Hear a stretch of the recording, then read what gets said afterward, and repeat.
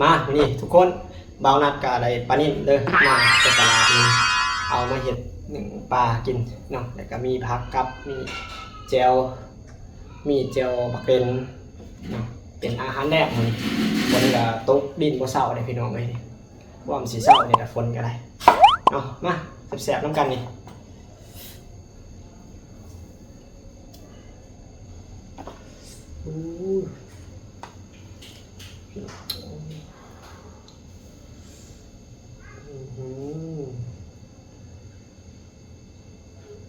สดกับน้ำจิ้มพี่น้อง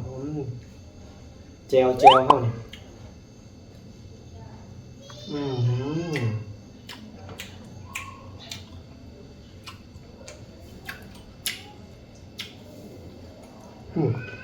เข้ากันดีเบอร์เลยพี่น้อง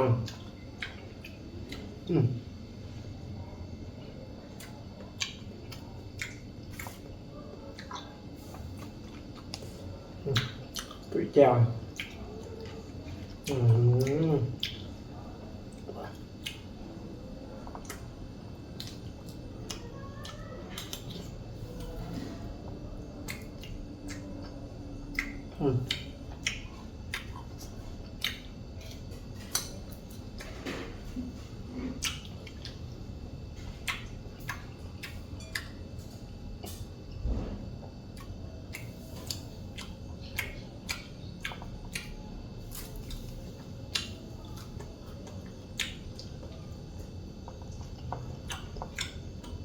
นี่เป็นกระลำหนึ่งพี่น้องกระลำหนึ่ง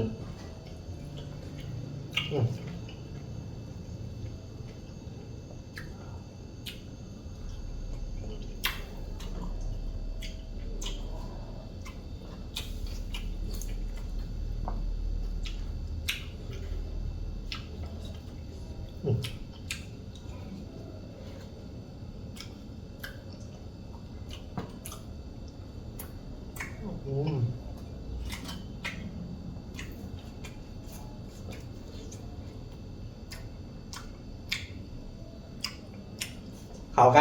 กันลงตัว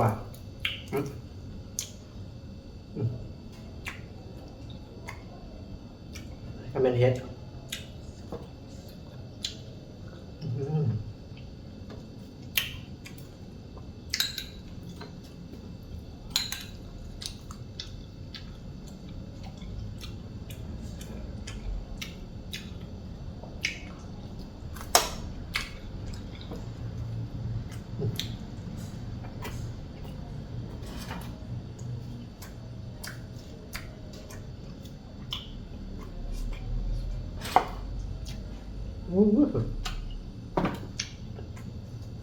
ไว้กับขมิ้นพี่น้องเลย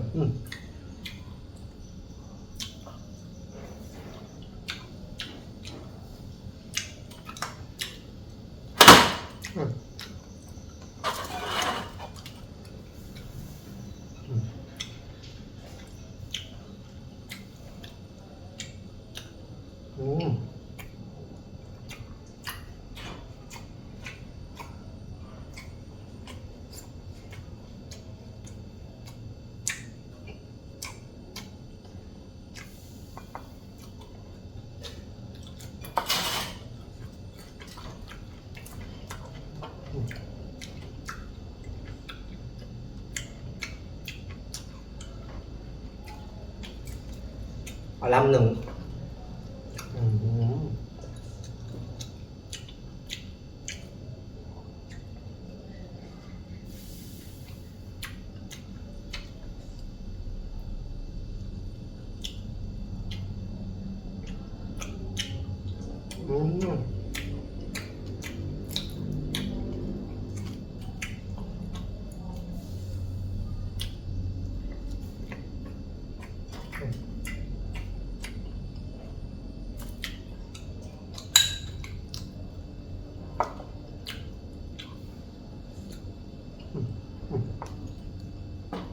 สดเลยพี่น้อง